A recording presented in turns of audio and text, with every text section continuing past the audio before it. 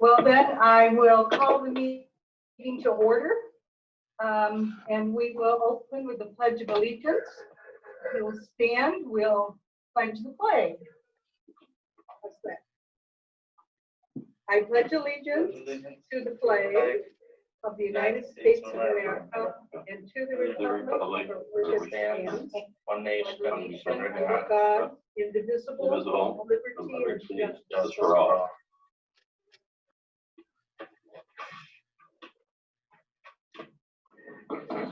Teachers are always prepared.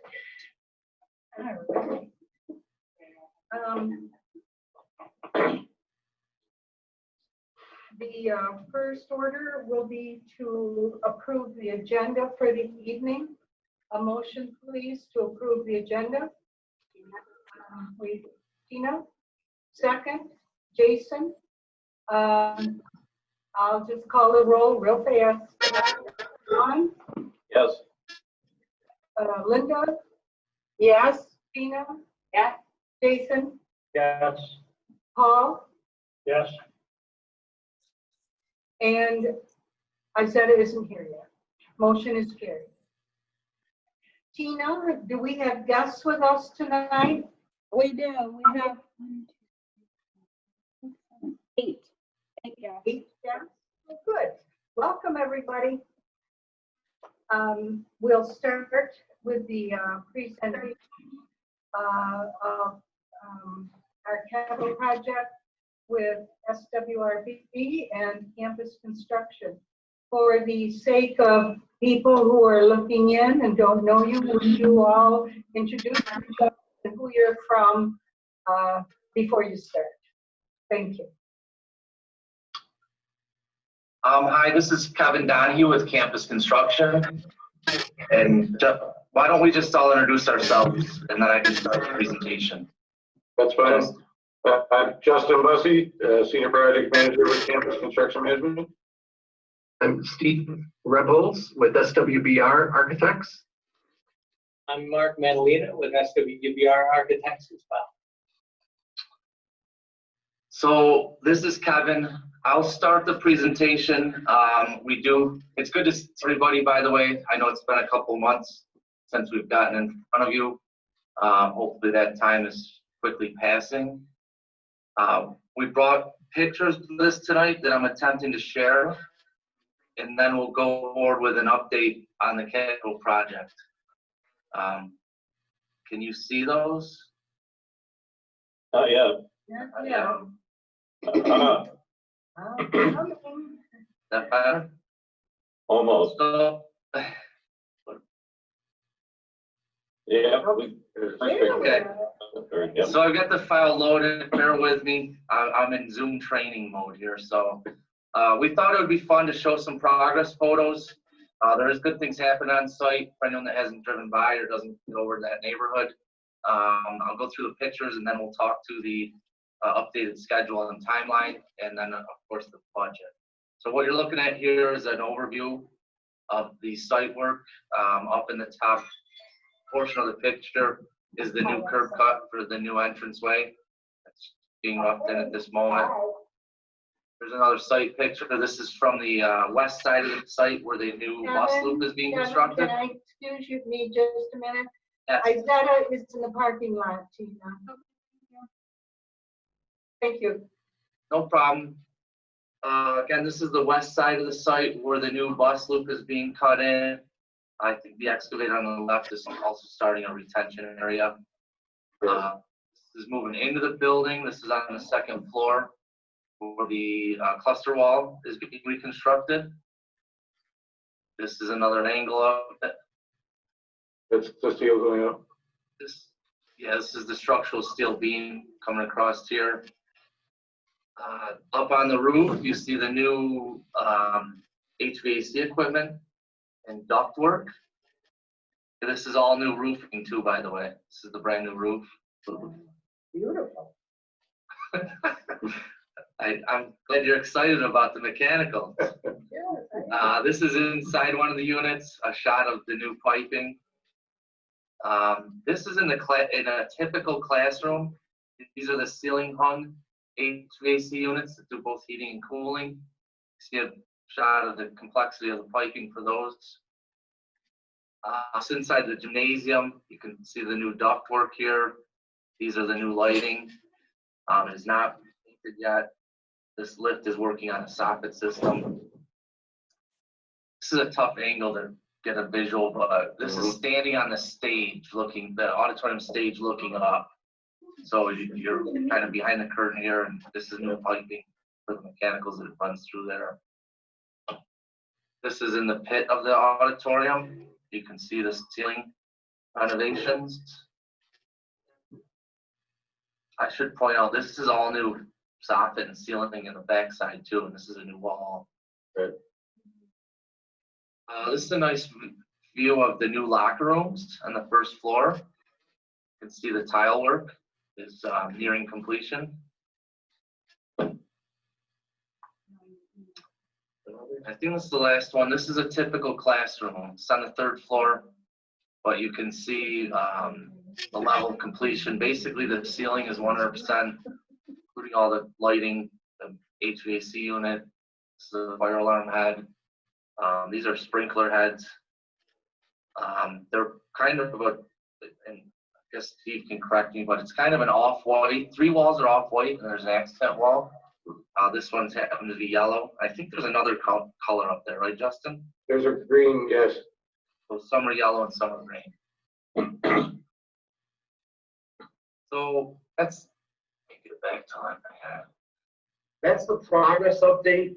In general, we think things are moving, they're back on track, moving along very well. We've been averaging about 30 to 35 labor force on site. In fact, yesterday was even a little more. I think our guys told me we had 45 guys there yesterday. So it's been ranging. We've had good labor force. We've got good production, and we're trying to get back on schedule. So since we last talked, as everyone knows, unfortunately, the nation experienced this pandemic. For North Rose specifically, the project did shut down. There was a hard shutdown that was implemented on March 27th.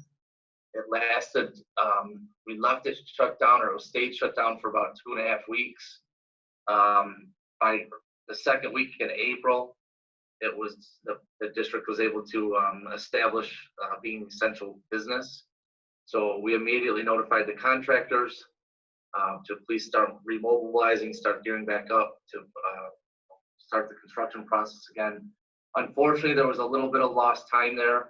We noticed them in midweek, and it took the better part of a week for the trades to get back organized, get their labor forces back in place.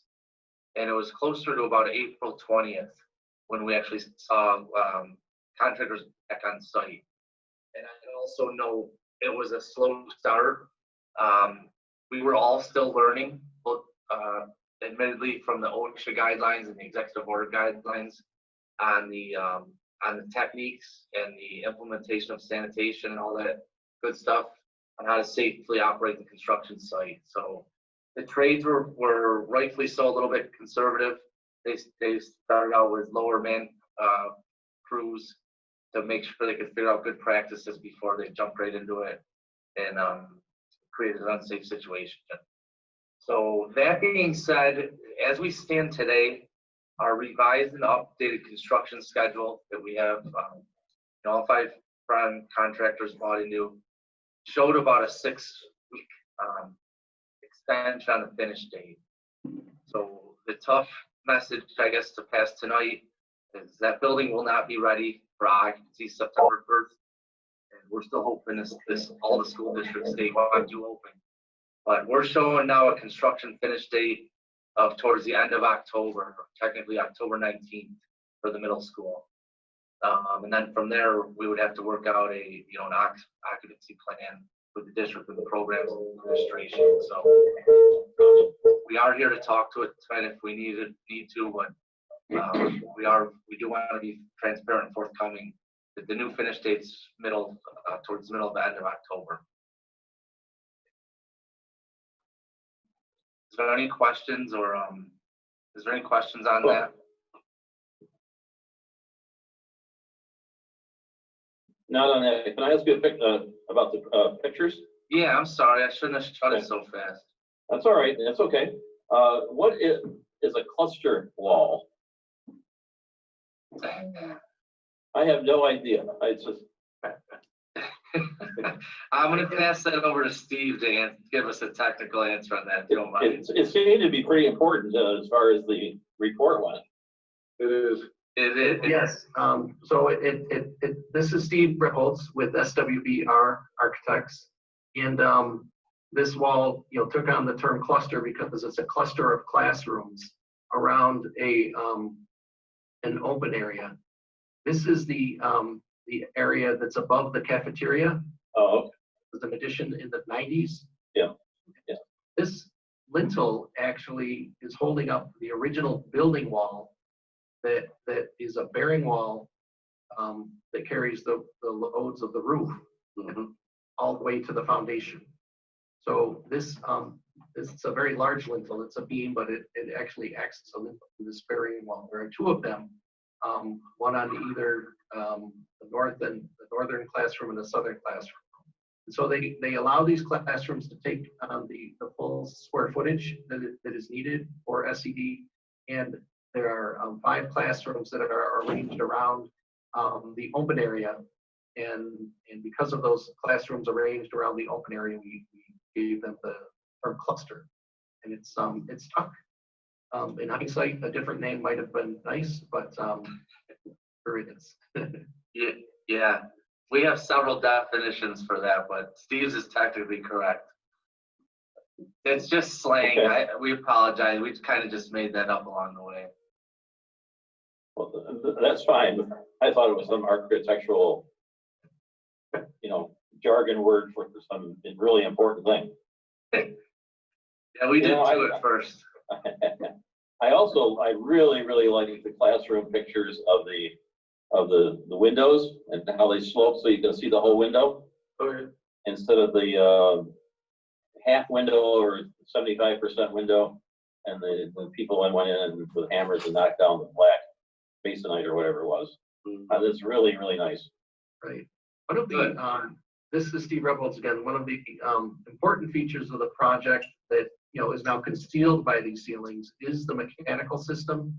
So really taking a building of this age and bringing it into current standards for ventilation air, outside air for ventilation, and also the fact that it's air conditioned now.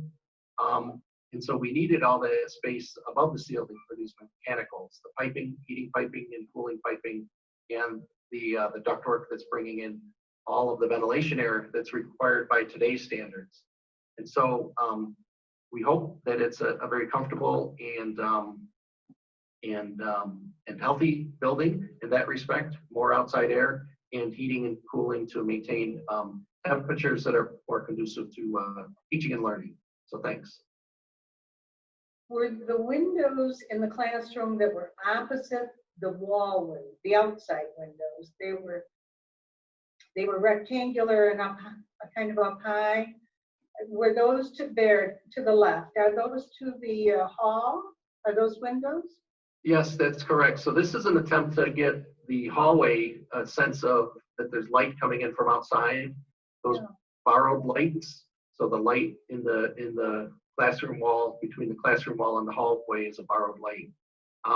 So it gives you a sense of light to the outside. They're up high, so you don't have the students don't have the distraction of all of the movement in the hallway, but the hallway benefits from getting some of the sense that there's outside light. And remember, in this hallway, there's a few areas of studies, little study areas and booths. So the hallway has a few key areas that take on teaching and learning functions for one-on-one kind of set. So giving them a connection to the outside is at least a little bit of light from the outside, or the sense that there is an outside rather than being in the middle of the hallway, is what those borrowed lights are intended to do. Thanks. Right. Thanks. Can I ask another question about the auditorium? Because that's going to be a center point of community. That when they look at the building, they're going to look at that room big time. I'm glad to see the ceiling is gonna look roughly the same as it did before. And I assume the original chandeliers are gonna be put in, Yes, they will. okay?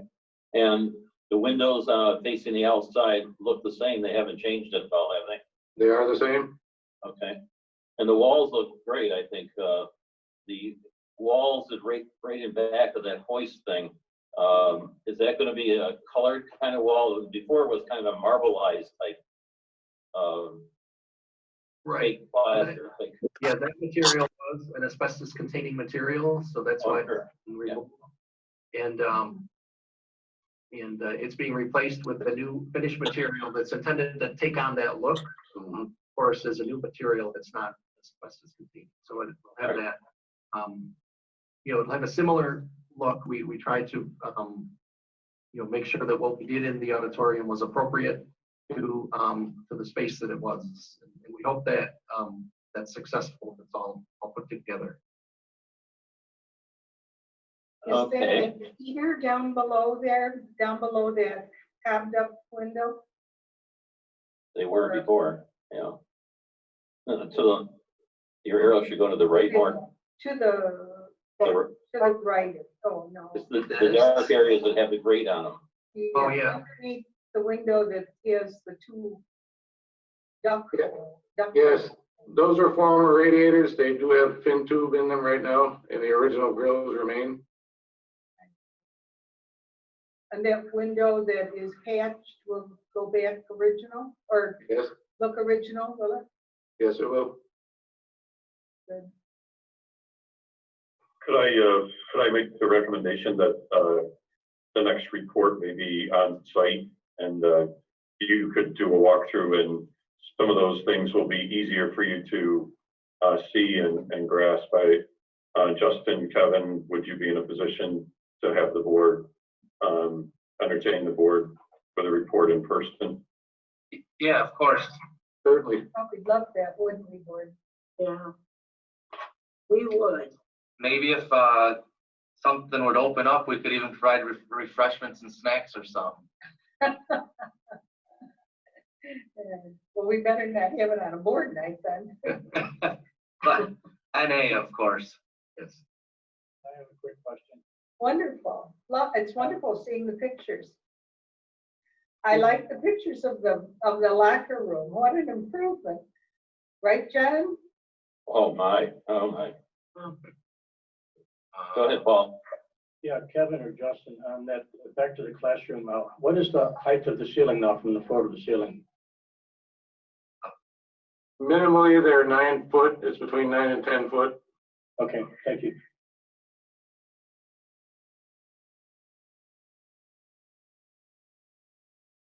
I had a couple of questions about the road from some neighbors. The road, when it's completed, will be open on both ends, right? So you could drive around not around the school, but through the back of the school. How is it going to be separate from the parking lot or where staff parks? Do they have barricades or something? So there is a dividing curve and basically an ornamental fence that will separate the bus loop from the parking lot. Oh. Will staff still be able to walk through there then? Yes, there's sidewalk access through there. And I also was concerned about the handicapped access to the school. You'd have to park near where that entranceway is, the new entranceway parking area, I mean, and walk across the roads to get into the north door of the school. Is that true? There is handicap parking over there that exists, but there are also a couple spots in the new lot as well, I believe. Down at this end, Justin, Yes, and then the ramp's on the north side over here. correct. Okay. Thank you.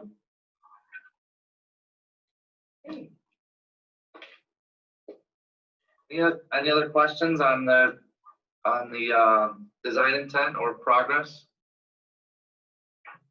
Quickly on the budget update, there's a budget summary that was provided in the monthly report that was recently issued. We believe strongly that the contingency is holding up. We have all the confidence that we need, that there's enough contingency to finish the project at this point. We are, as you can see that those photos, pretty much categorically across all 3 floors in the finish and the equipment stage. So we're happy to report that the volume of RFPs and change orders is starting to slow down. We're still cleaning up some old issues, just they've been cumbersome, and we had a lot on the table. We're plowing through that list, but the weekly new issues is drastically reduced. So not to say, it's still construction, we're still a little ways from home, so there still will be changes, and we're not done solving all the issues, but the quantity and volume has slowed down. So we're happy to report that. That's good to hear.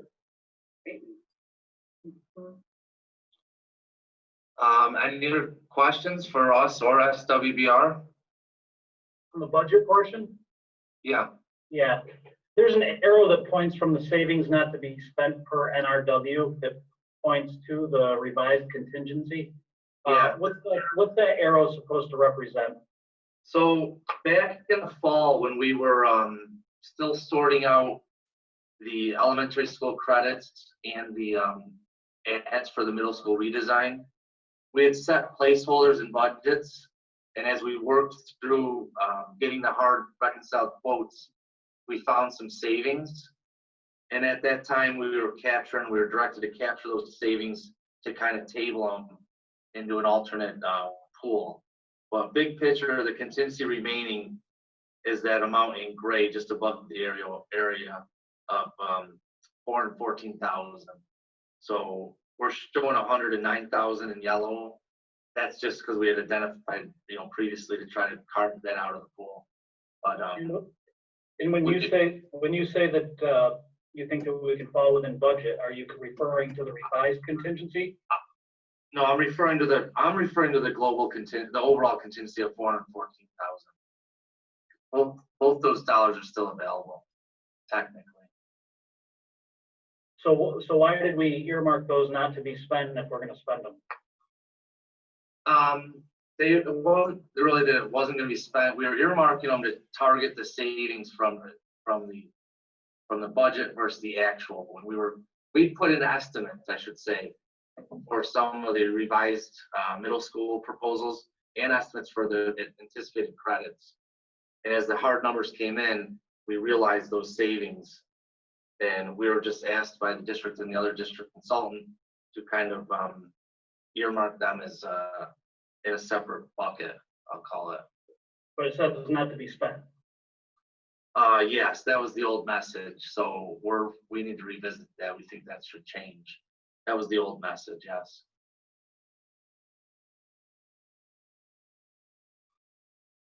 Okay. One of the questions I had about the current change order that's on the agenda for, if I remember right, it was $27,000. It looks like when we cut out doing the gymnasium floor, there's a change order to extend the floor to hide the access panels from the old mechanicals. My concern is that if we spend $27,000 today to hide those open areas that have been functional for what, 50 or 75 years, I don't know what the years are. When we do decide to replace that gymnasium floor down the road, aren't we just gonna have to tear it back up? Yeah, you want to talk to that detail, Justin or Steve? Yeah, I was going to say that. Yeah, this is Justin Bussey with campus. So it's being infilled, abated, and then infilled with concrete. So in the future, when you do go to replace that floor, you're going to have concrete slab to go over. Yeah. The language that you're picking up on is the truth of it, it's an abandoned mechanical shaft or areaway that there's no longer mechanicals in it. And when we finish that change order includes infilling it so that, like Justin said, it won't be an issue in the future. It's not available either. Well, what do you mean by issue in the future? What, Like if when you- if you were to replace that floor, you're gonna have a slab at that location. Correct. Just like the rest of the flooring. and I'm just thinking out loud here, but if there was a capital project involved in that, wouldn't we get state aided at that point to take care of that floor as opposed to doing it now where we have to spend it out of our pocket? Well, that's gonna be it should be an aidable change order. It's still eligible for capital project aid. Well, this is Steve Rebels. What I think you're referring to is the fact that this project is over the maximum cost allowance. So that's correct. As a change order, even though it's eligible for aid, there won't be any aid because the project is over the maximum cost allowance. This was a feature that we did talk about for a bit of time during both the redesign and after the redesign. It was not included in the redesign because of the savings that we were going for. Leave it alone, leave it as it was.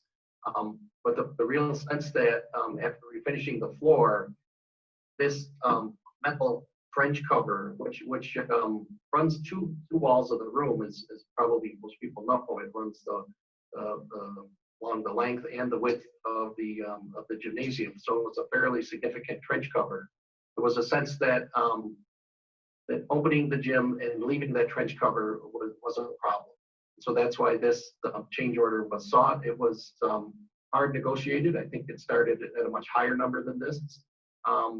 And ultimately, the OACM team made the recommendation to put it forward. So Does it cause a safety concern or a structural concern? And would it prohibit students from being able to actively use the gymnasium for anything in the foreseeable future? So this is Steve Rebholz again. It's been there since the beginning of the building, right? Which is why it was a candidate to consider leaving in place. To ask if it's a safety concern, I think if someone were to fall in a certain way on the metal, it would be different than falling on the wood. But again, because it's an existing feature, it exists today, it existed when the building was built. The committee worked hard and really thought hard about what to do about this.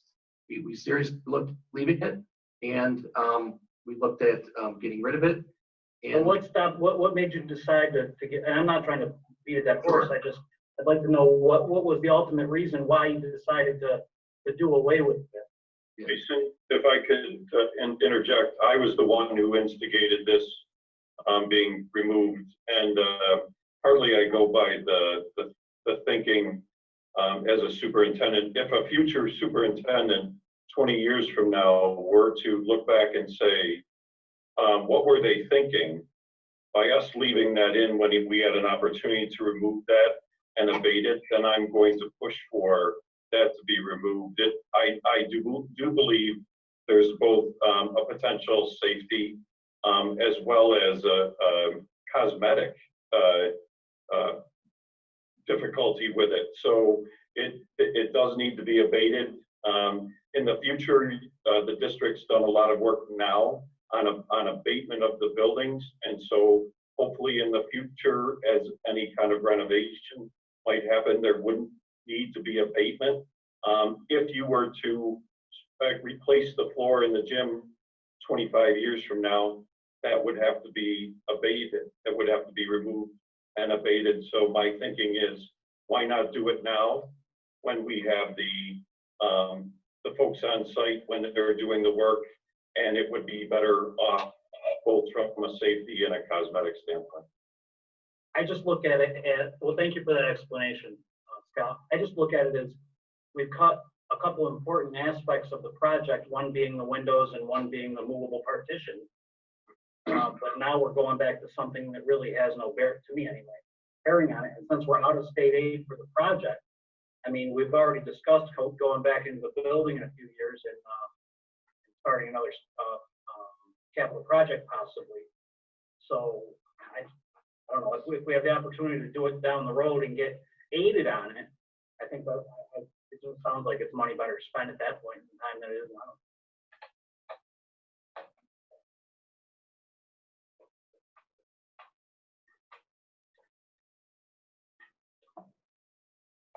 This is Bob, and maybe SWBR can chime in a little too, but I believe that the original plan, this was supposed to come out. And when we were doing cost saving measures, because originally one of the options was to replace this whole floor in the gymnasium fully, Yeah. which would have been pulling this out. Right. And then cost saving measures to identify, it was looking at whether we removed this or not. That's correct. The floor needed to be done. Well, the floor did, but we're not doing it. And that's We're what I'm doing a saying, refit. why piecemeal it? The floor is gonna get refinished and painted though. Right. But originally we had it built into the budget to replace the floor with new flooring, correct? I believe that was one of the alternates. Yeah, it was bid both ways, so you had the option. So, well, I'm gonna ask the same question that I asked on the windows. What do you think the lifespan of the gym floor is after it's refinished? From a walkthrough with the flooring subcontractor, there's a lot of life left in this floor. This floor was very well built. So there was no issue with his look at it for resanding it and refinishing it at this point. And actually, I think you can say the same about the windows. I think the windows were top-notch windows put in. I know that was a while ago, 30 years ago probably, but I think they were made to last. Yeah. And I think they're tremendously good windows. Pam said in a December meeting that that we're probably looking at 5 or 6 years before we're replacing windows again.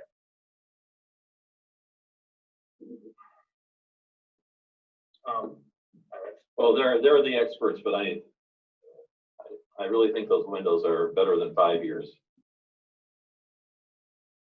But I could be. I have a quick question now.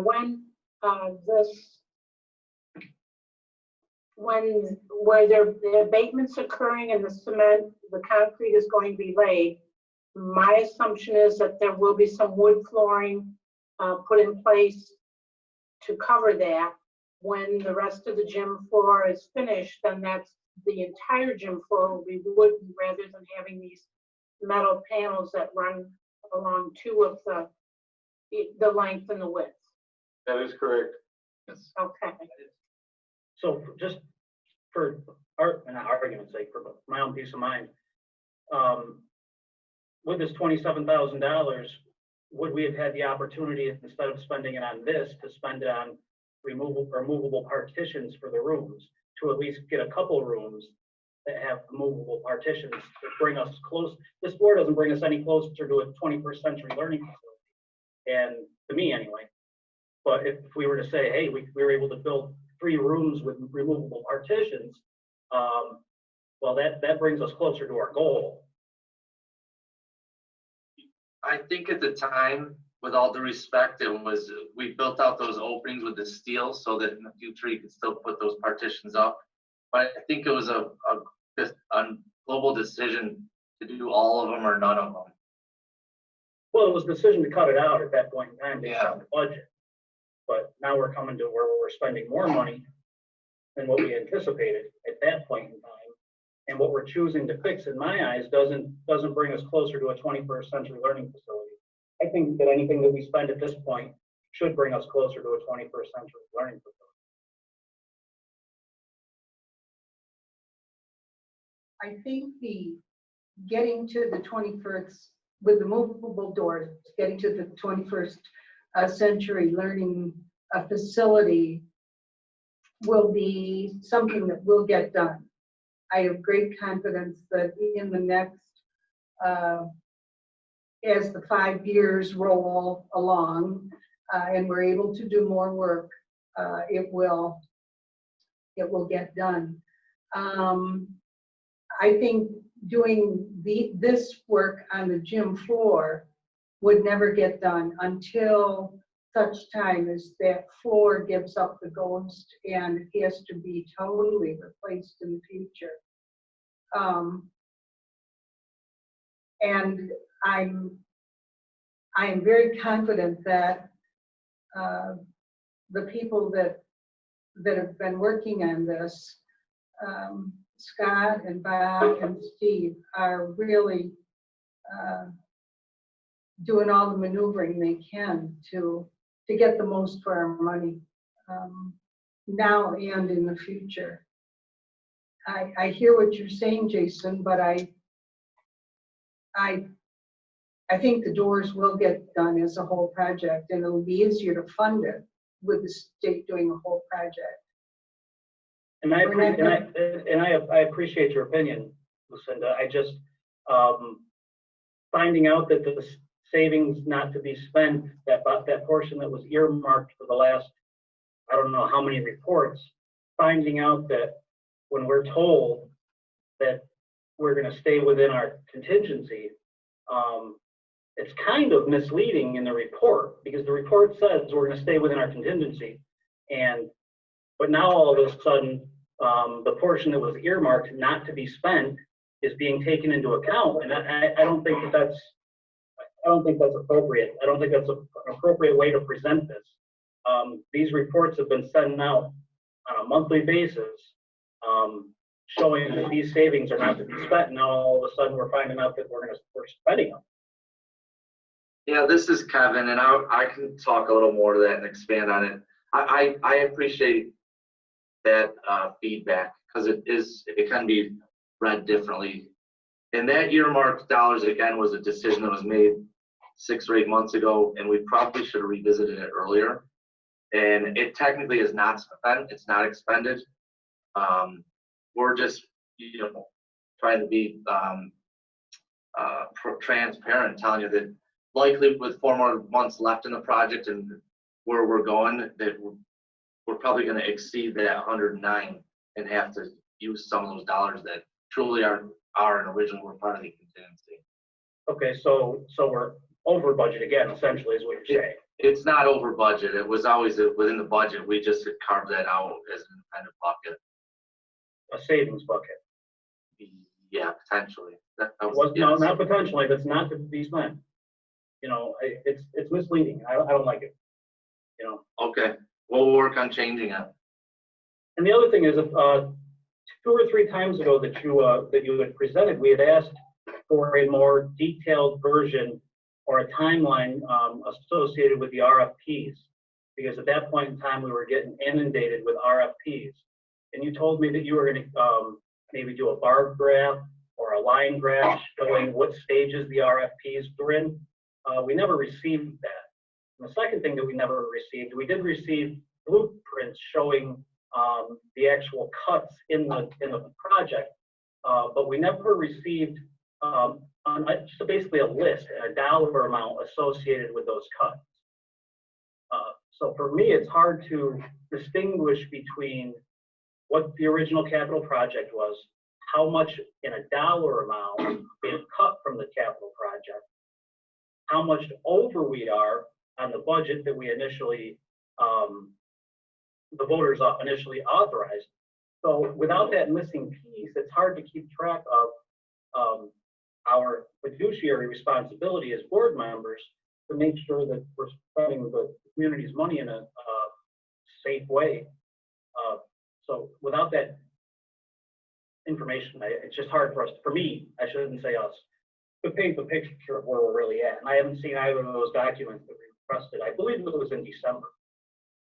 Jason, one of the things I just would like to clarify is that we are still within the voter authorized budget. We have not exceeded that. We cannot exceed that. Oh, Bob, I completely understand that. It just depends on which way you look at it. If we cut $9 million worth of enhancements to the building, but we're still spending the same amount of money, we're overspending, in my opinion, my personal opinion. So correct, but I just want to make sure that, you know, that the public's not thinking that we're spending more than the dollars that were authorized. No, we're just not getting everything that we were promised. Correct. So this is Kevin, and I apologize if we did offer that and not follow through. We do have all the data that you just mentioned. Although we did not do an RFP, we did not do a graphical representation of the RFP status, but we do have it in an Excel spreadsheet. And if you don't mind, we can let us work through you know, Bob and Scott to correspond with the board, and we can produce all the data that you just mentioned. And you had mentioned that there's RFPs that have not been resolved yet. Yeah, there are. There's still a list of RFPs that are still open-ended, and they're open. The ball in court is across the board. And in many cases, we're still waiting for hard pricing. In other cases, we have the hard pricing, but between campus and SWBR, we're doing our due diligence with the reconciliation. And then in a couple cases, we've kicked a couple of recommendations over to the owner that we're still waiting for approval on. And then in several cases, we're waiting for design direction. So we have that all on a spread. Excuse me? About what dollar amount is that? That's what you see in the pending. So all of any RFP that's out there, whether it's accounted or whether it's resolved or not, are listed in the pending? They're yes, they're accounted for on the budget side of things. What line is that? It says just under the blue subtotal, you see the value of pending issues. Yes. But I appreciate it's hard to articulate out off that because we had so many significant large credit values from the scope reductions. So $2.6 million? It shows that to as a credit, but that's being skewed because we accepted with so many large credit issues open that are pending. And three of them are made up at the elementary school work, terminated work. So that represents about two. So do you understand my confusion? If you look at that line, it's a credit. So it doesn't tell me what we have for outstanding RFPs. Yeah, I get it, and I can just only tell you that we do have the data, and we'd be glad to share it with. Okay, so do you know roughly what that dollar amount is? I won't hold you to it, but you have to have an idea. I don't. Justin's got his head probably deeper into it. I don't want to guess at that, and I don't have that sheet in front of me. I just ran some quick numbers backing out the credits. It's about 250,000, give or take. So that leaves us with about 164,000. No, because that's accounted for. That is within the budget summary. That's right. There's We have placeholders in for that. Correct. So all the RFPs are accounted for in the budget, Yes. Yes, they are. Yes. including this 27,000? Yes. Yes.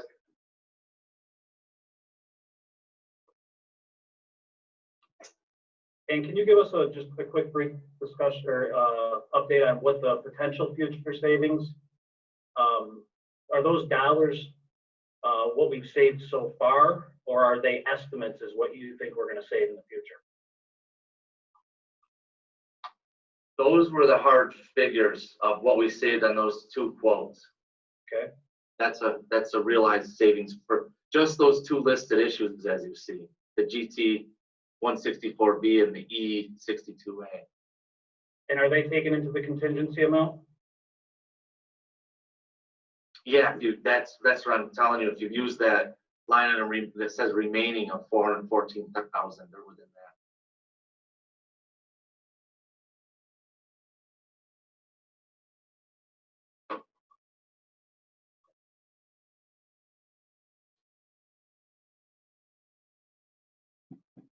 Okay, does anyone else have questions?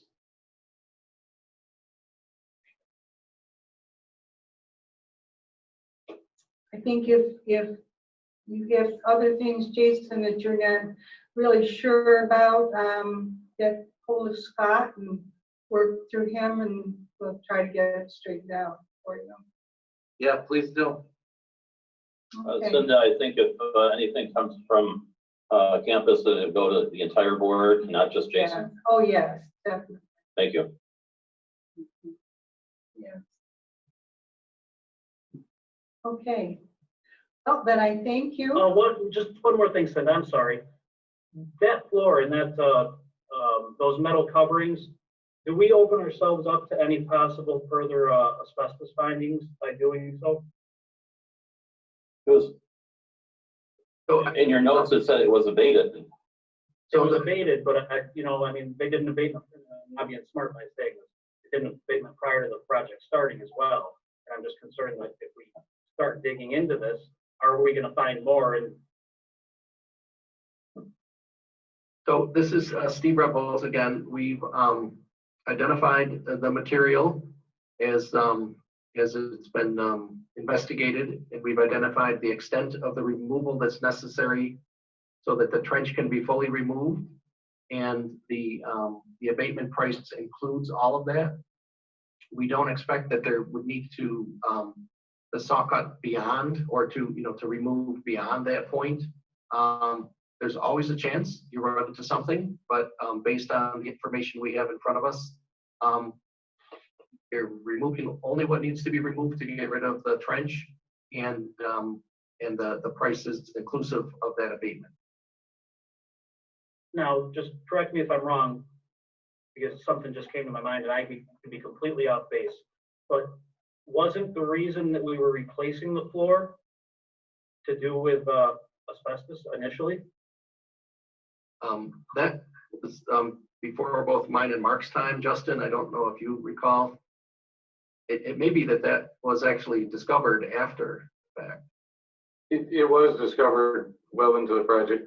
There's a floor leveler underneath there in certain spots that was tested positive.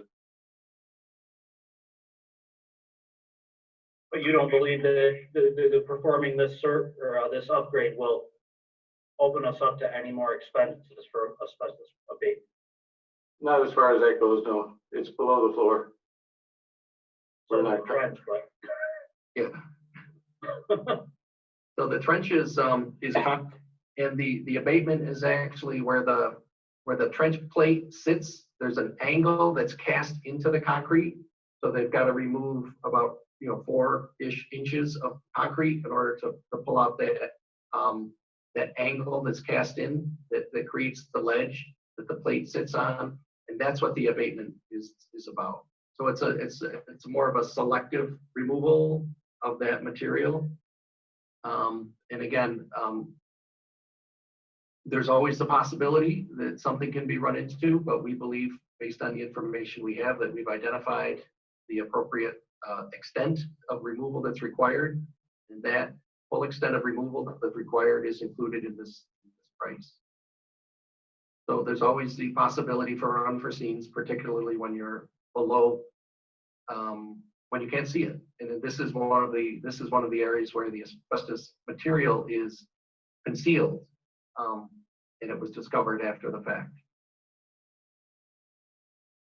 I do think that if there's any chance, as there was when you got into the floors in the locker rooms and then you had to abate all that old, wet, dirty soil, if there's any way of testing that you can be assured that there's not going to be additional problems, because if there is, that would drive the cost up considerably. Yeah. Money we don't have. Yeah, unforeseen conditions do create that. The locker room, when the excavation started, that was very wet. We're not seeing evidence of wetness here, but I'll get with the campus team and see if if we might recommend any additional investigation. I don't know. Justin, I don't know if they've run into any wet areas on this side of the building. It was all on the south west side, right? It was just on that west side by the locker rooms. And frankly, with this trench, we're not cutting down into the existing concrete. and it's not wet down in there, so we don't anticipate that. Oh, Actually, you're leaving the concrete that was already there. Yes, the existing base of that trench stays. We fill that in with additional concrete to get up to slab elevation. yeah, it's really just the removal of that angle that's cast into the concrete that's necessary in order to have the wood floor continuous across that patch. Well, I think Scott, Bob, you've heard concerns here about that. So as you move forward, just be cognizant of the concerns. Okay. All right. Well, thank you very much. This was very informative, and we appreciate you zooming in with us tonight. Okay, we look forward to the tour next month.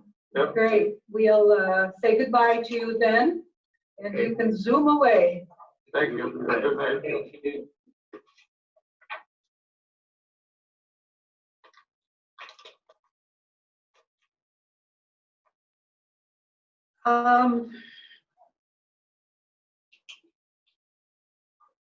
At this time, we are ready to move on to the consent agenda.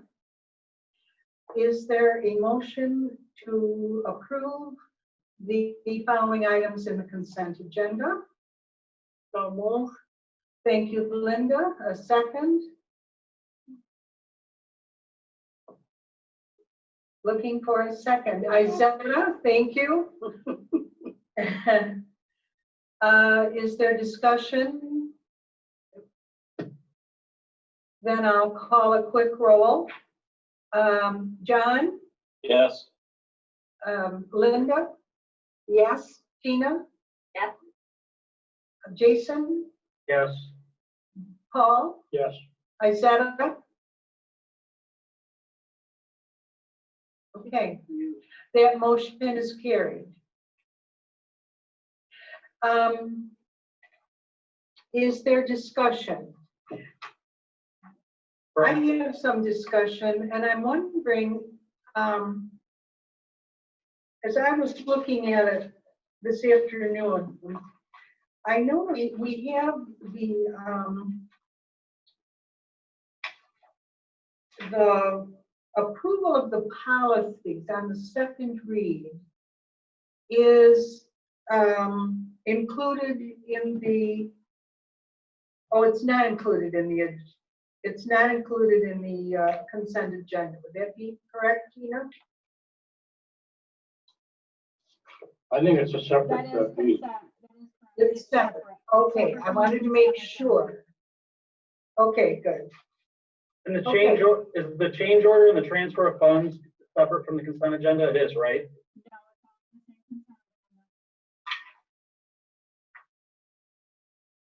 Well, I think we should have discussion on that then. I mean, maybe I was the only, I don't know if I was the only one that was unaware that we had gone into that, we'll call it a contingency reserve. Was anyone else aware that we were opening that up to allow them to use that?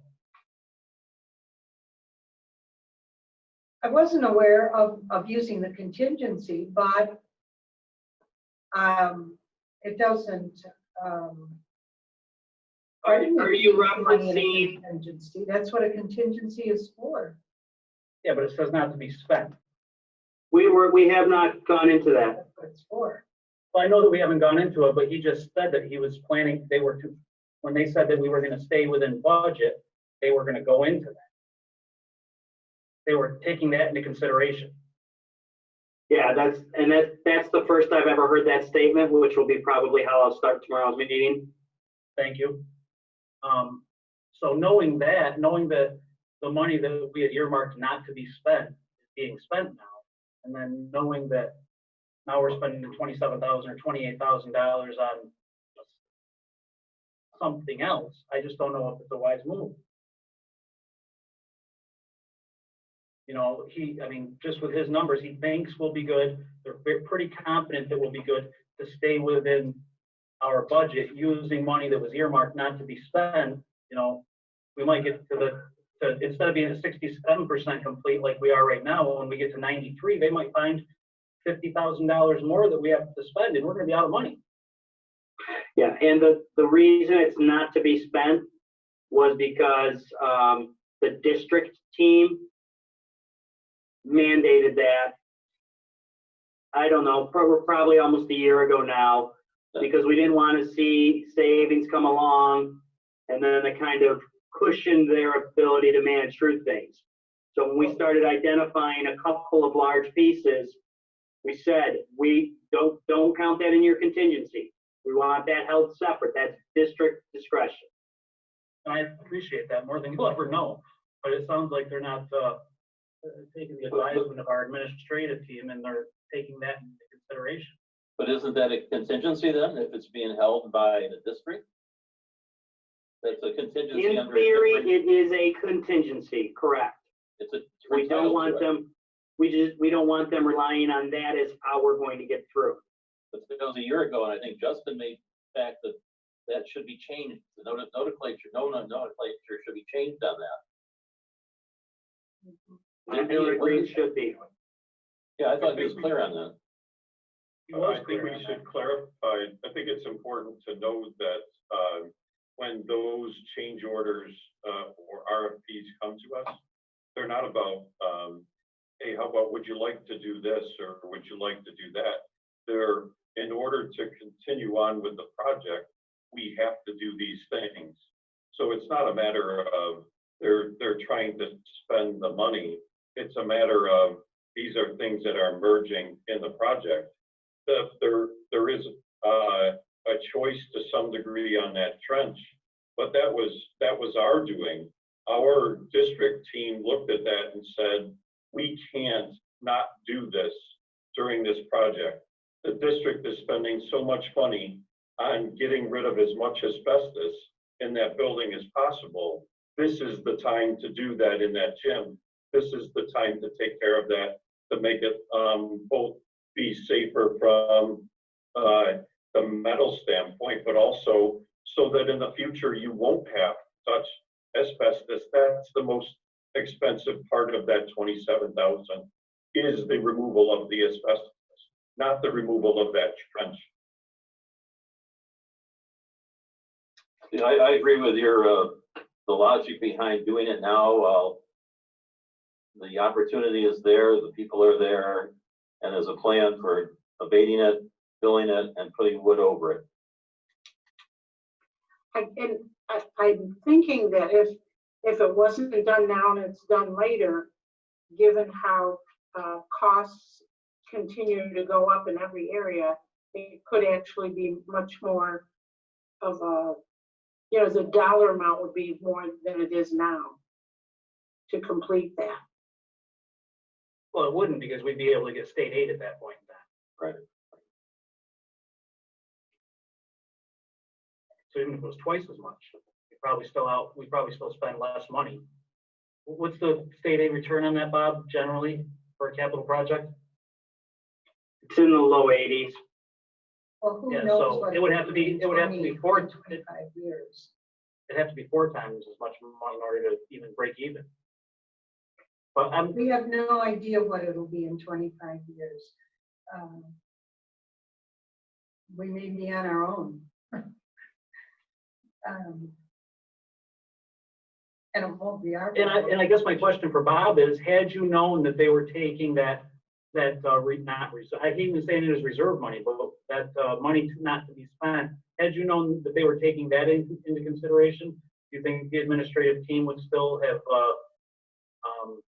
chose to replace that? 100%. Why, Bob? Why? It's not safe with the metal to begin with, and to a point. I mean, we're redoing all of that. That floor, when it's redone, well, we did it at the high school back in the 2007 project, and the difference in the floor before and after refinishing, and then to have that who knows how old metal grate there. It's not a great place for our kids. I agree. It would be similar to you leaving that travertine, asbestos-based travertine in the auditorium. Right. That wouldn't have needed to been removed. You could have left that up. That wasn't, you did it because it was the right thing to do as you were renovating the auditorium. And in this case, this is the right thing to do as you're renovating the gym. It's something, from anybody walking in there, if they saw this new floor with this old grate, they would say, why didn't you remove that grate? It just is unsightly, unsafe, and again, down the road, it's just going to be legacy-wise. I always say, people would ask, and I've turned and looked back at other projects and said, why didn't the district do that in that situation when they had the chance? This is your chance when you have a project ongoing. You won't have that chance next year, the year after, or until you do another project. And the additional problem, as I see it, is that the auditorium walls and this trench material, if you ever tried to work in it or on the walls anyplace, you'd have to get tents set up, and it was going to cost you a huge amount of money plus a lot of time. Anytime when I was a principal there that we wanted work done, we could do it because the laws weren't the same. But having said that, previous other administrations came in, if they had to drill a hole to put a clock up, it was a major problem. So that trench, if it's got asbestos in it, needs to be done so that if another construction thing comes, and I don't care, capital project or repair, a leak feature, something happens, then they can go in, they, meaning a construction company, can go in there without having to abate it. It's done. Well, they couldn't, because if they were gonna do that, they've already identified asbestos under the floor that's not harmful to anybody right now, but if they went in there to do anything, they're gonna have to abate it anyway. It'll be filled with concrete. I'm talking about the floor, the gym floor itself. Oh, the gym floor. I mean, if they're gonna disrupt you're talking if they're gonna disrupt the floor, this would head off any problems in the future, but I don't see how it would if we suspect that there could possibly be asbestos under that floor to begin with. Yeah, well, that part's true. Right now, there are no students in that building. That's not an issue. It would be perhaps in another capital project, which would complicate things immensely. The doors will be able to be put in because there's not going to be an abatement issue. We don't have to evacuate the building. So I think I would be in favor of just moving ahead with that trench as long as our team is confident that it's going to be fundable for us and not cause us financial difficulties with the project. That's mine. At this point, no, and I would include, like Pam Bayer is probably the most conservative in terms of her approach to this, and she saw that there was a real need, and everybody on the team that was sort of a no-brainer that we would want to move forward with that. Jason, I can understand your point, but I guess maybe if you saw it in person, you might have a different take on it in terms of the value of removing it. The picture was good, but it didn't do the full thing justice in terms of both appearance as well as the safety issues that we'd be concerned about. And just to conclude, had we not been caught off guard with the statement about the funds not to be spent, I probably wouldn't be concerned with it. But now knowing that those are already earmarked for the project in their eyes,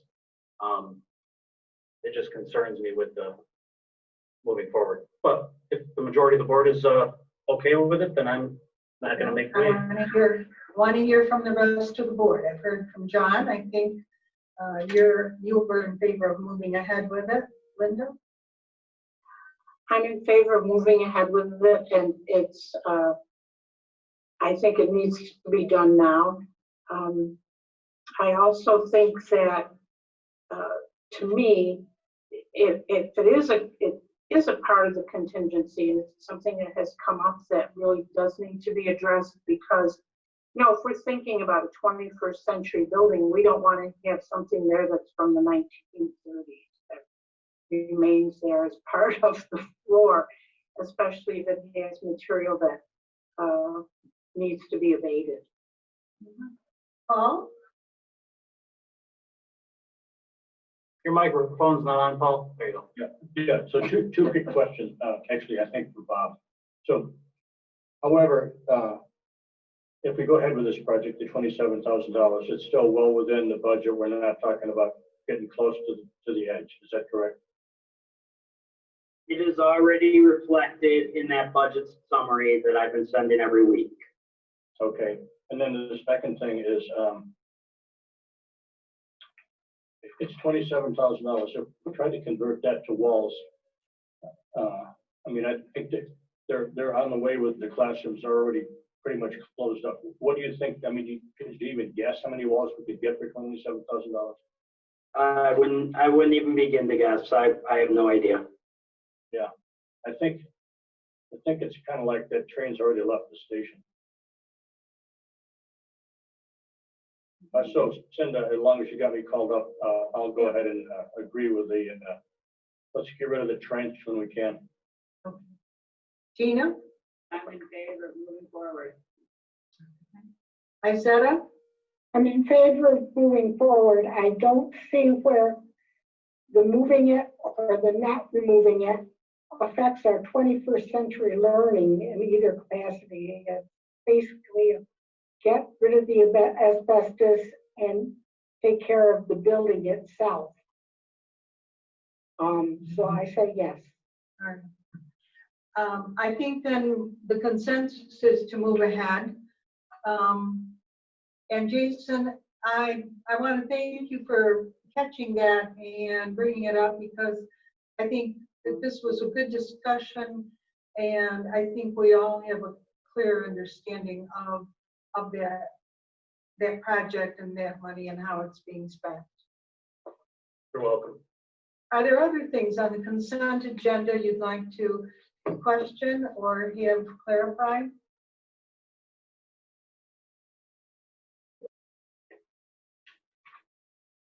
Jason, do you have a question on that transfer of money? I'm looking at it right now. I didn't have any notes next to it. Which one is that, please? Bob, that transfer of funds is just to finalize the sale of Florentine Hendrick, correct? That was money that was already allocated for costs associated with that, right? Are you The money- talking about G? Yes, G, I'm sorry, Cindy. G. The money that came in from the sale goes into mandatory reserve for debt service. The only thing we can do with that money is pay down debt.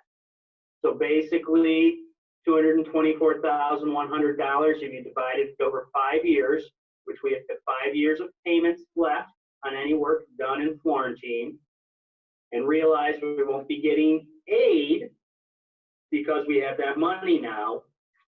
So if you take that amount, divide it over 5 years, the 5th year there won't quite be $45,000, but with interest over time, it very well may be. So it basically it keeps our budget from being impacted one way or another because we don't have the aid coming in. Thank you. Anything else?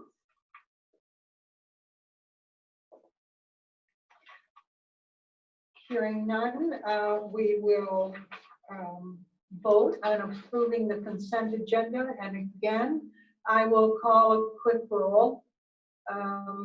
Are you sure we didn't already do that? I'm sure. We had a short roll to put the agenda, On the to table. approve the agenda. Oh, you're right. I think you did. It was. I'm sorry, my mind was saying we had a motion to put it on the floor, and now we are going to vote on it. So I got ahead of myself. I apologize for that. All right, so the consent agenda is approved. We now move on to J, which is, I think J. Thank you, Tina. And that is to discuss the policies on the second read. So we'll put a motion on the floor, and remind me not to vote on this. A motion to approve policies, and then we'll discuss. So motion. Who did Linda? Okay. And second. Isetta? Yep. All right, now we go to discussion. This is a second read. If you have concerns about the or need clarification, please ask away. Surprisingly, I only had one question for the policies, and it was on policy 1510. The Would first you wait a change, minute for us to find it? it's the first one in the list, if that makes it easier.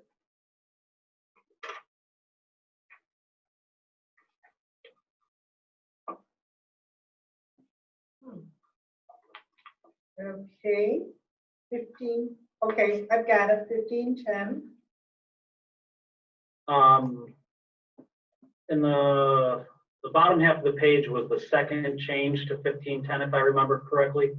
And it was doing away with the wording where the board has to approve the monetary limits for transfers. I was just curious as to what brought that about. I don't think it's 1510. No, I don't think so. 1510 is about board meetings. Let me pull it up here. Hold on a minute. I don't have them open in front of me. I have the agenda. All right, while you're looking for that,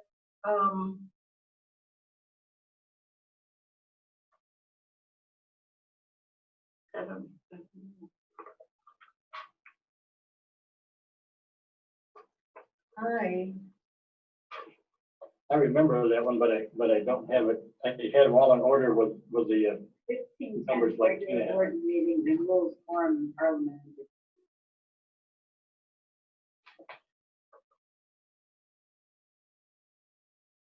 let me read to you about 1510. This is on regular board meetings and rules, quorum and parliamentary procedure.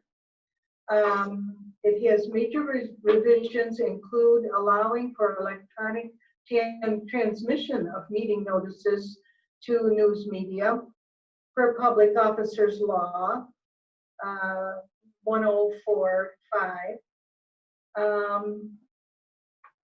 If the school district streams the board BOE meeting live over the internet, a public notice must inform the public of internet address of website streaming the meeting. It also changed the meeting from Robert's Rules of Order to using pertinent portions to better protect school districts on procedural issues. Further revisions clarified that the superintendent will attend all board meetings, and members of the superintendent's staff may attend board meetings at the superintendent's discretion. Revision done for consistency with policy 4310, which indicates that the superintendent will attend all regular, special, and work meetings of the board, except that the superintendent may be excluded when his or her employment contract or performance is discussed in executive session.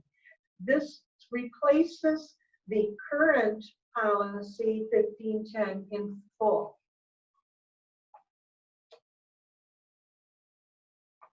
that give you some clarification? I have a couple more on 1510. Jason, I think you're thinking of 5140. Yes, you're right. I just found it. Thank you. All Go right, ahead with your questions, Bob. We'll catch on mine later. Yeah, Okay, let's so- finish up with 1510 here. What's going on here, Paul? Okay, on 1510, where it's highlighted there, unless mutually agreed upon by the president, I can't tell whether there's a slash there or it almost looks like it's erased. Is there supposed to be something between president and vice president? Okay, so hopefully in the final copy that can be made more visible. Down on paragraph 3, the very last sentence, it says, when the district has the ability to do so, it will conspicuously post the meeting. Well, we have a website. You want to just shorten that to say the district will conspicuously post meetings notices on the website? It's not wrong the way it is. We just can clean it up to be more appropriate for our district. But they're also put on the door of the district office, or they were in the past. They were posted on other kinds of notifications, library and so on. I think it was meant to be all inclusive. No, this is I think the that would last, be- I'm only talking about the last line, John, and it's not a big deal to me, but it says when the district has the ability to do so. So in other words, this is one of these very ghosties things that tries to cover the waterfront. It will. Well, we have a district website, so I was just gonna say the district will conspicuously post meeting notices on its website. It's just the last sentence.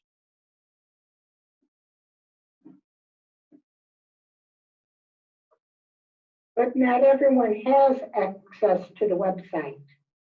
But it's referring to the video portion of it. So if they don't have access to the computer, they don't have access to the video portion of it either. It's the meeting notice. It's been on our website. We always post them on our website. There's nothing new here. Right, right. Just a matter of wording it. Again, we can make it appropriate to our district, or we can leave it the way it is. If we make changes to this, we're going to pull it. It has to go back to committee, followed by going back to attorney. And then it will come back to you. So I'm truly not too anxious to pull any policies based for reasons of semantics or wordsmithing. I'd like to get these policies, they're updated policies, so that we're legal and that we've got these policies correct. Yeah, again, it doesn't change it either way. I know it doesn't. No, they just cleans it changed up. the whole policy. So the way they thought it would read better, so. And let's go to paragraph 4, the very last part, this again highlighted in yellow. For determination of inclusion on the agenda. I just wanted to make sure, do we have the authority to do that? I'm actually, well, that's you, Cinda, or Scott. I mean, if somebody makes wishes to bring the matter to the board, do we have the authority? Are we not legally bound to bring it? We can make a decision? I really don't know the answer. I guess I don't understand what you're asking, Paul. Okay, let me, Sorry. so it really captures the whole last sentence. Whenever individuals or groups wish to bring the matter to the attention of the board, such requests will be addressed in writing to the superintendent, through the board president and or vice president. And then we added, or we've changed it right in yellow, for determination of inclusion on the agenda. So what I'm asking is legally, can we do that? Can we exclude something? Yes, it's up to the board to decide what they want to put on their agenda. If somebody asks you to have a discussion about something, that's up to you as the board to decide whether or not necessarily just because somebody asks you to do that. Okay, good. So shouldn't that read then, shall be addressed in, because this was one of my questions as well, shall be addressed in writing the superintendent through the board president and the Board of Education? I mean, wouldn't that be a decision that the board would make, the majority?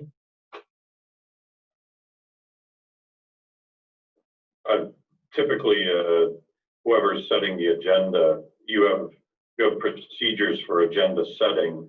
If your president and vice president are elected to set the agenda, then they have control to some degree over what goes on the agenda. If you as a board member get word of something, you certainly can bring that to the president and vice president to see if that's something that should go on the agenda. Would the board be informed as to their decision not to bring this to our attention? It doesn't say it in there, but I mean, it just seems like you're excluding a 5-7 to the board on the decision on whether or not it's something that's worthy of being discussed. I was trying to think of an example, Jason, where that might not happen. Typically, those things happen, there's a concern about a staff member that somebody wants to go directly to the board, or there's a concern about a student issue that somebody wants to go to the board about. And usually the matter is the board president and vice president might be pushing that down the system to make sure that the person with the concern is following the appropriate path. Because typically, once a person has gone to the superintendent and the superintendent can't or doesn't answer their question, then they go to the board president, and the board president usually in those situations would entertain that, whatever that might be, if it's a legal issue involving the attorney or that sort of thing, before or when going to the board. So I'm trying to think of a scenario where something might come to the board president where they wouldn't either push it back down through the system or talk to the board about it. Nothing is coming to mind in that sense.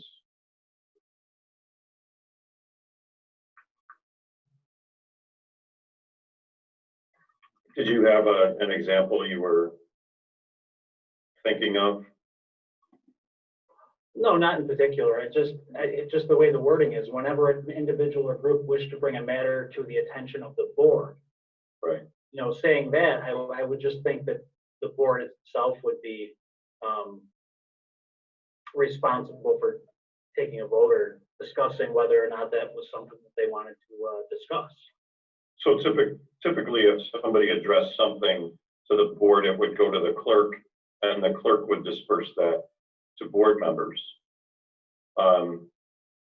Again, the board president or vice president might have the direction to that person to say, this is a matter that should be dealt with by the principal first.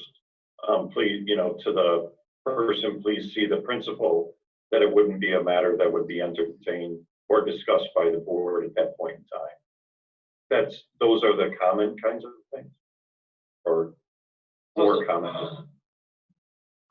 Doesn't it also mean that whenever an individual wants to bring something to the board, they could bring something plus 20 others could bring something to the, and if 7 of us got it all in writing, how do we get through all that and weed out what should be in a public meeting? How do we determine what should be discussed and not discussed? I think that's where it is. It's almost like an expediency. In other words, the president, vice president, superintendent determine if it's included in the agenda, as opposed to 7 people doing that. I see both points. You could have something in the policy which says anything that is addressed to the board would go to all board members. Any communications. That's typically what happens, but if you have a concern about that not happening, you can put that in policy. I guess while I'm talking about this, Go ahead, no, it's okay, I'm sorry. I don't think it does. In the past, it has not. Well, I think it should. Then we should rewrite it. We've We've had this discussion before, even to the handbook. I guess while talking about it, a point came to mind. If it's a community member or a parent who has gone through the route of building level administration, then or the teacher, then building level administration, then the district office, and they don't feel like it's been resolved, and they reach out to the board and they want to discuss it with the board. I think in that scenario, it should be a board decision as to whether or not we discuss it. But I guess that'd be the only thing that I would be talking about, Scott, would be that scenario where they had exhausted all the options that or all the avenues that they were supposed to. You have the option of putting that in your handbook as well. It doesn't have to be in policy. You could make that a part of practice, but that would be the typical procedure, is that if somebody had an issue that went beyond the superintendent, they had appealed to the superintendent had not satisfied their appeal, they wanted to appeal to the board. There's a process there for that, and you know, that again, having the whole board be able to hear that or see that. Most of those scenarios are usually handled in writing rather than a person appearing before the board. It's usually a document kind of appeal. But again, you could, those are more board practices as opposed to a policy. You might want to insert that in your handbook. Linda, what is in our handbook? Do you remember what's in the handbook? I did not read that section of the No, handbook. but let's pull this. No, let's not pull it. Let's take this. Linda, your chair. I'm taking notes. Okay. Maybe you could make sure it gets as part of the procedure in the handbook so that this policy can go forward. Yep, so noted, and I've been taking notes, so I will. Okay. Maybe you will address. Doesn't the policy trump the handbook? It doesn't. There's policy and there's procedure. If they're different. Jason, it would, but on the other hand, this doesn't preclude us, the whole board, accepting the information. It just says the vice president or president and the superintendent can decide to exclude it. That's the way I read it. Well, yeah, but without John's recommendation of having it emailed to the board, 5 of the board members would never know about it. I wasn't in favor of revising this policy anyway, but I don't think it prohibits us from using the handbook for our efforts of having, if someone wants to bring something to the board, they can still do it. This policy doesn't prohibit that. Okay. It provides an option to prohibit it. In other words, it provides an option for the superintendent and the board president to say, no, we're not going to do that. But it doesn't prohibit it. And I believe there's another section too, Jason, regarding appeals. I would have to look it up, but appeals of a decision made by the superintendent that is not in here, that would speak to that. I think that would be the place, if that's the case, to make sure that's in there. The topic of does someone want to come to present, I think is where the board president, vice president, or what topics to discuss, that would be their decision making. If I could just throw one more thing. I just felt like as a citizen, if I took the effort to write to the superintendent through the board president to say, I would like to see this addressed by the board, and the answer is no, I just feel like, well, that's not very open communication. Well, there again, it depends on what you're dealing with.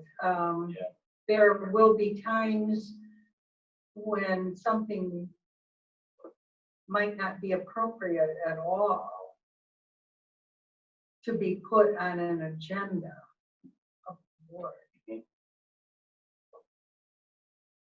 I think there's But I do think if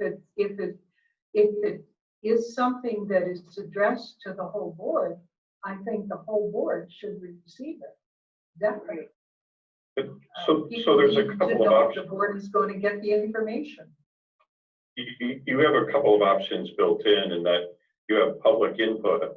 So oftentimes, if somebody had something that they wanted to be on the agenda or they wanted the board to hear, that you wouldn't, or that the board president felt that it wasn't, shouldn't be on the board's agenda, the board president or the superintendent, vice president would encourage them to go through the public input process to present that to the board.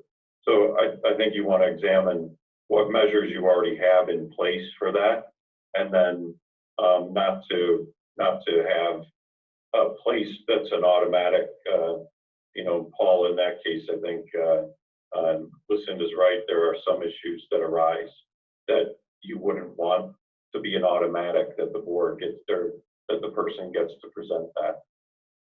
There was an issue this year that a member of the community wanted to tell the board about and wanted to be on the agenda to do that.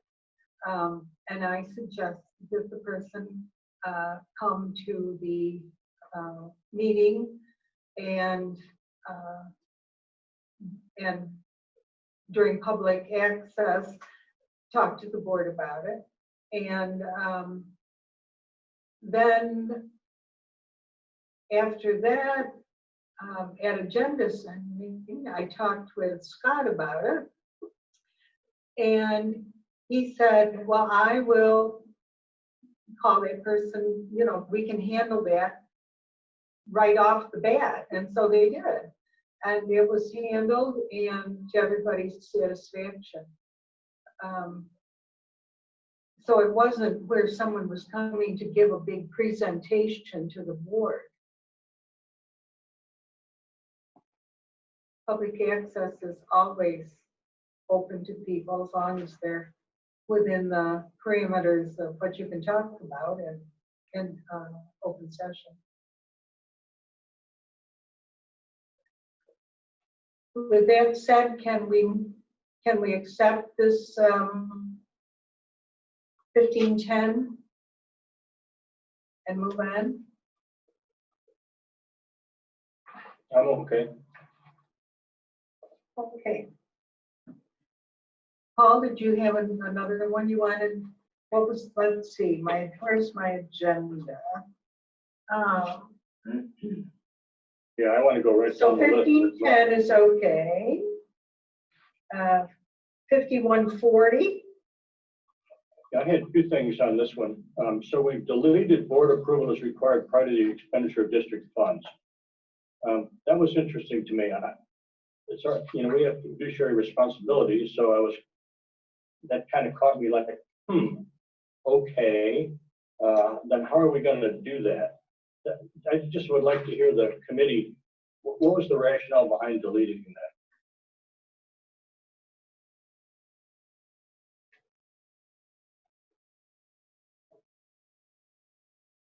Let's see it for you. I'm trying to get to it. I'm sorry, it's just the next one on the agenda. Yeah, yeah. 50, Is it 5140? Yeah, and I looked at paragraph C. Sorry, I'll do better identifying that. Weren't those the changes that were proposed by Erie 1 as far as law change? Yes, but I'm asking, I don't, just kind of caught me like, well, wow, why? Well, you provide approval for expenditures of funds by approving the budget, and in those budget lines, you're approving the expenditure of funds. That may be the reason why why that isn't maybe necessary, or they felt that wasn't necessary. Redundant. We have another policy, I think, or something about where we have a limit of $20,000. I think, Scott, you suggested we should raise that to 30. How does that meld into this? I was lost on that. Change orders. It would be change orders, yeah. Okay. Okay, I have one other question. I'm satisfied with that answer. I have one other, so on the very next paragraph, it talks about a board claims auditor. Do we have a board claims auditor? I thought it was a district claims auditor. Is that correct? The claims auditor works at the discretion of the board. But is that what we call it, the board claims auditor? Yeah, because they don't report to the business official or the superintendent, they report to the board. Okay, I never heard it called that before. That was my only question. Oh, that was my second question was to that. It just, thought it was a district claims auditor. So I'm okay with 5140 if everyone else is. I assume that's what it was. Yeah, I did too.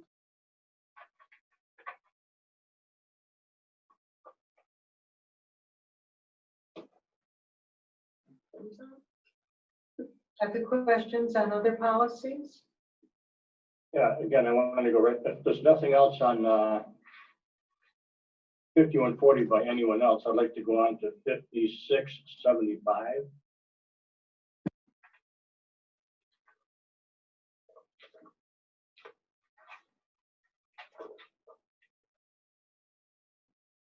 Okay.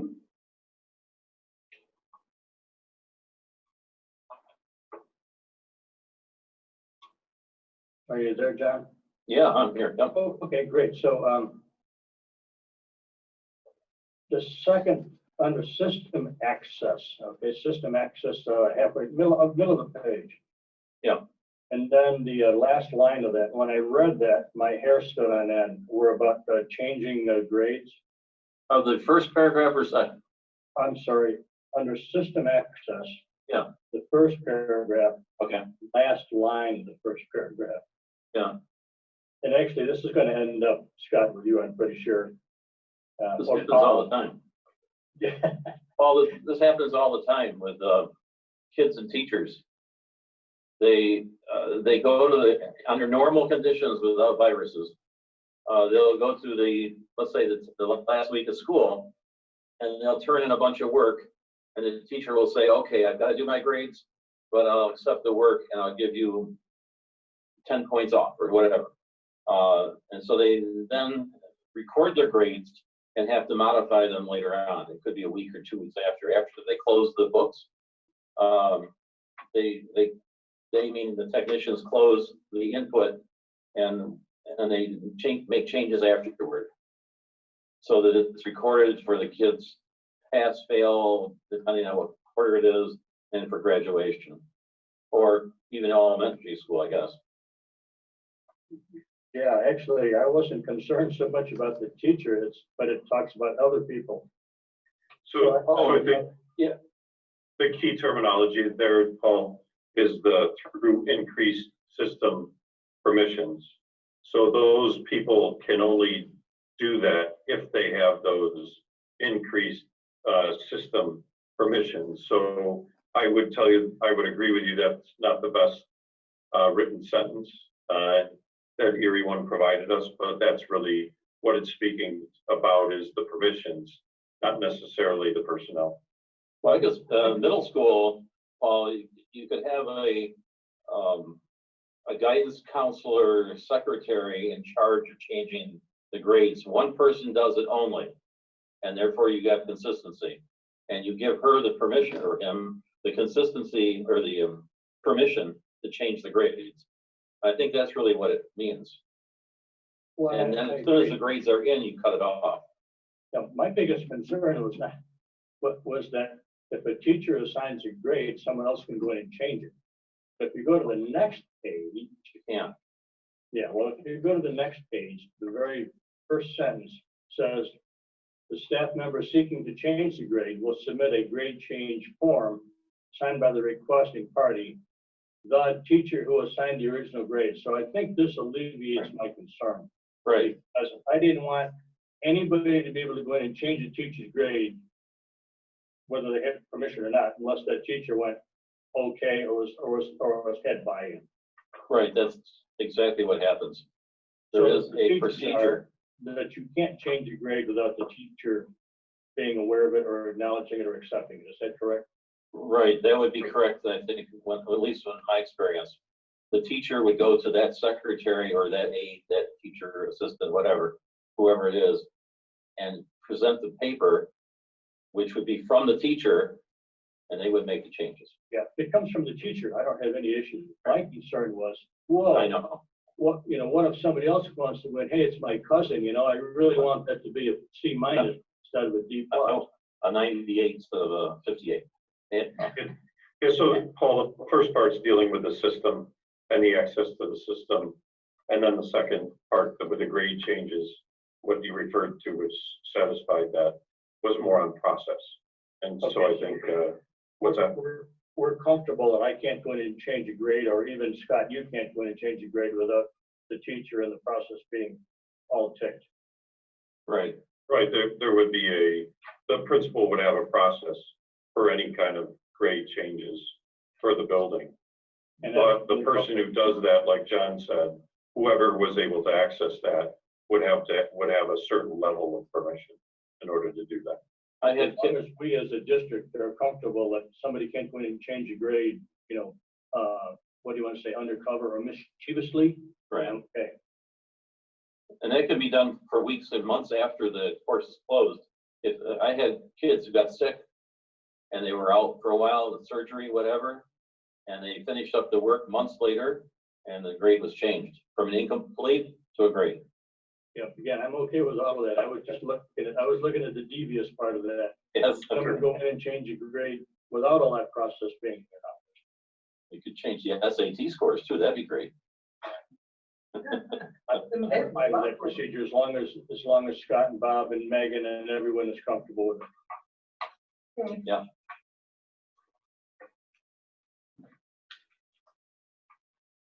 All right. Okay, so on policy 5676, that's the next one. I'm sorry, can I just jump on this one that we're on right now, just for one quick question? Are we back to the grading 156.75?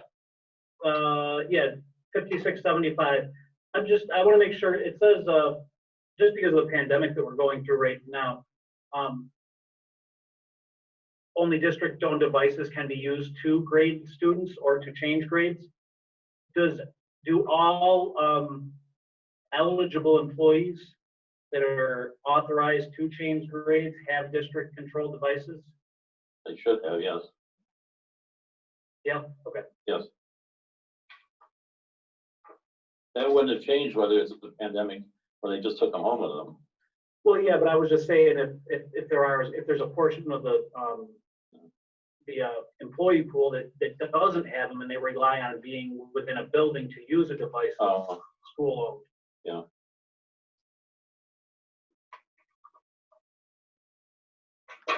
Okay. I have 6180 next. Does that fall? No, I got 56. Wait, 5675. 5676 is the way I read it. If it's in hard copy, it's in the back of your package, John. Because it's the new policy, Okay, 5675? Oh. 5676. Oh, I don't have, I'm using the email that was sent out, so do I not have that policy? Me too. It might be at the end, because it's a new policy. Look at the end of your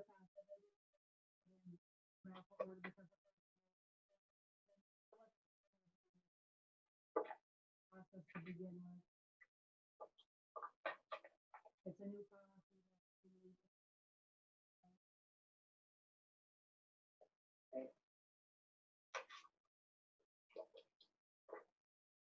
That's a lot of scrolling.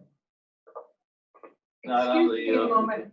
Keep going. I've lost my agenda. I don't know where it went. It's mixed in with something, so I've got to find it.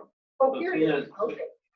Tina, this one's not on the, it's not on the printed copy, it's on the electronic. It's on the Oh.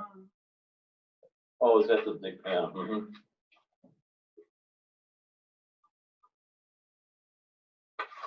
Oh boy, oh boy, oh boy. 56, 76, 76, Yeah. which one is it again? 56, 76. Okay, I see that you signed up? 14. I did, thank you, Tina. It's 14 pages long. Yeah. Okay. If you remember the new one that. Yeah. Oh, And then it's been funny because at our conference in October, this took like 2 hours or 3 hours of the first morning.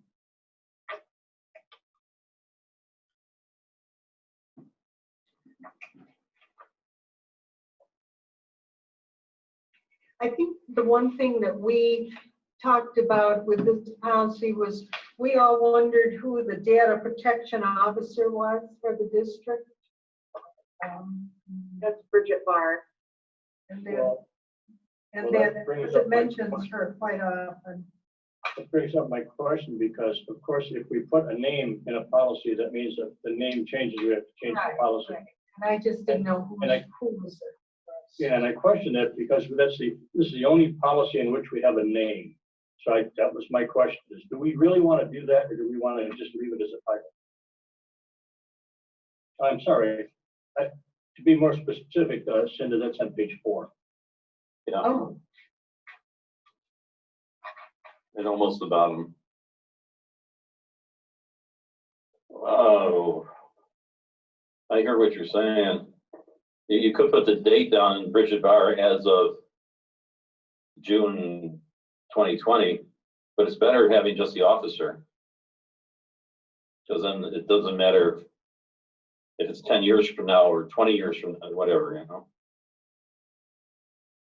There's an asterisk on that. Yeah. That was. Kind of figure that out. Right. Yeah. Yeah, They don't normally put names down. well, they don't, but I wonder if they did in this case, so that if something that was an issue, that a parent could I believe that's the read the reason so policy and that, read it, know who Yeah. the person was. yes, that's the reason. So, because the policies are on the website, Now, that the person. when we, on our first July meeting, our organizational meeting, and we designate the person who would be the data protection office, do we designate that person at that time? So that the policy could just be changed by name, or do we have to go through and change first read, second read policy to put a new name on? I would think that that would be done at your organizational meeting. This is the first year we've had one. It just came about. You passed a resolution within this calendar year. I want to say probably in January. But yes, that would be an officer that probably would be done annually. But I'm wondering if, once we do that at the organizational meeting, then can Tina simply go back, let's say it's a different person that's listed on policy. Can Tina just go back and update that, or do we have to go through a whole policy change to change the name then on the policy? I would think you'd have to change the policy. I would think you'd want the name of the officer, or not the name of the position. That's what I think, but and to my understanding, is anytime you change a policy, it's got to go through the reads. Yeah. So we can check on that for you. We can check with our council and see what is required and what's best procedure around that. If the name is required, does there have to be a change if the board appoints a different officer the following year? So because it came to us this way, we could approve it, and then we'll just find out what we can or can't do, or have to do.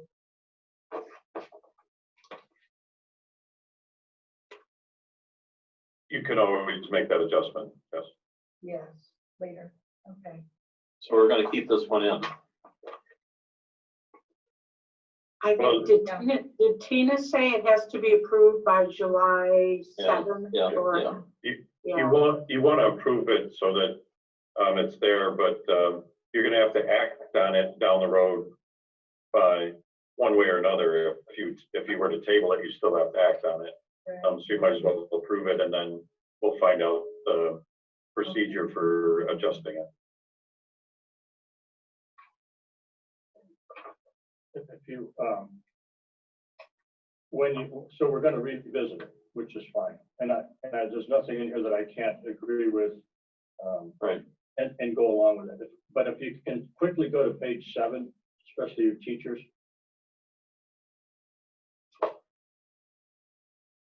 Page 7, paragraph D.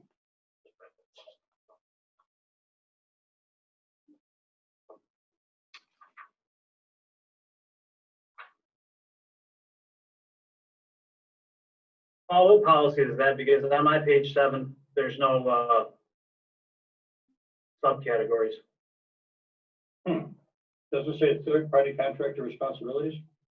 Now, page 7 for me is staff-student relations. This one says third-party contractor responsibilities. As the top is underlined.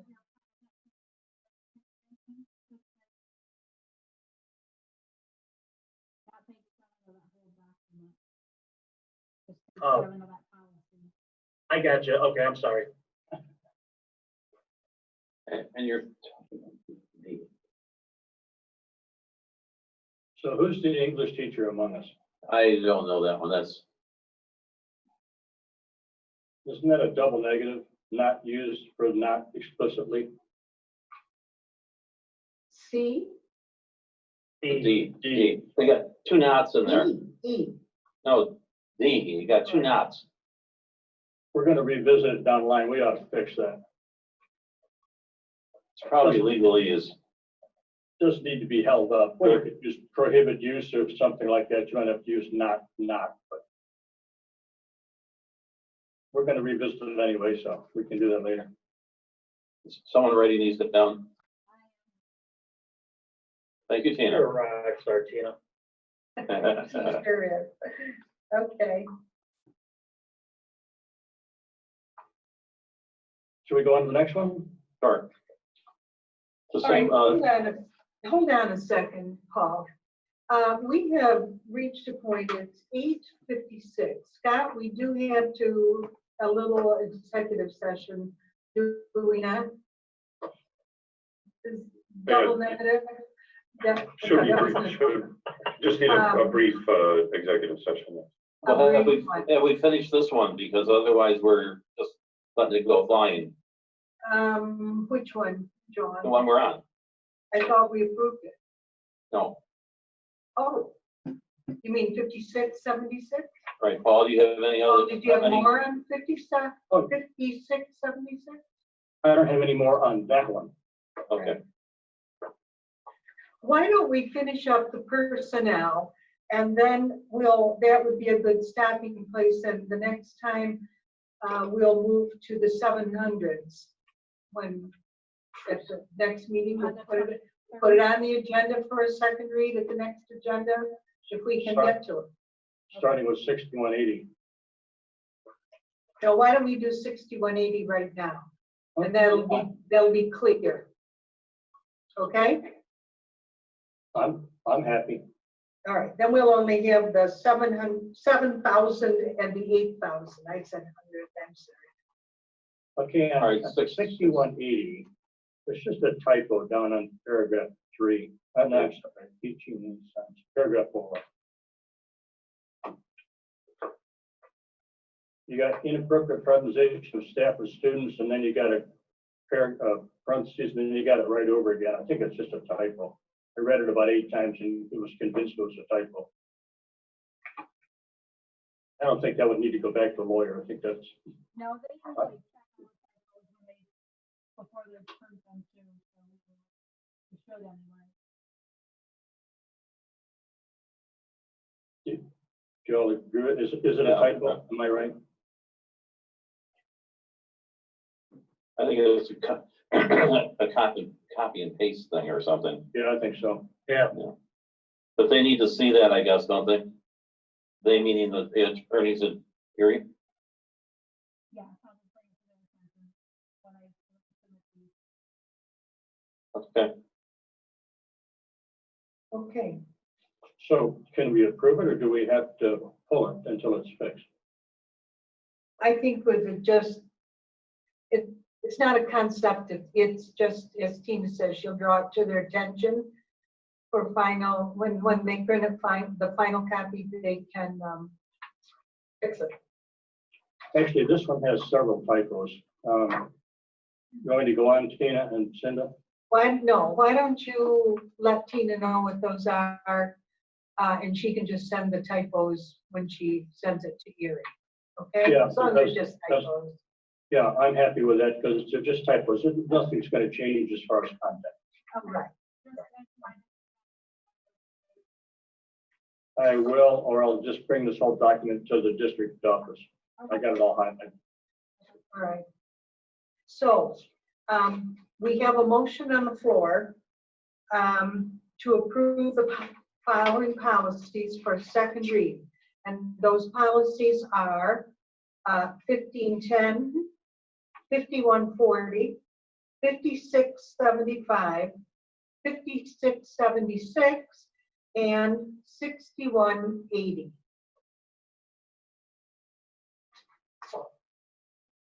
All in favor of approving those policies? And I'll do a quick run through.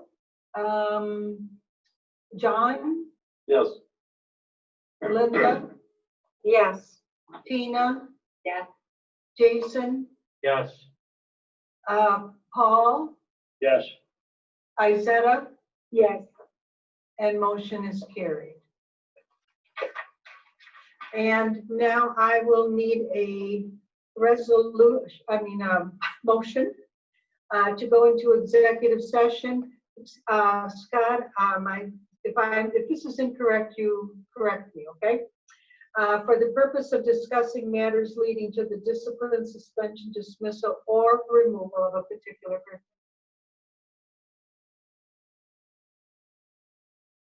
so moved. That's fine. Thank you, Paul. Second. Second? Thank you, Linda. Discussion? All right, quick run through. John?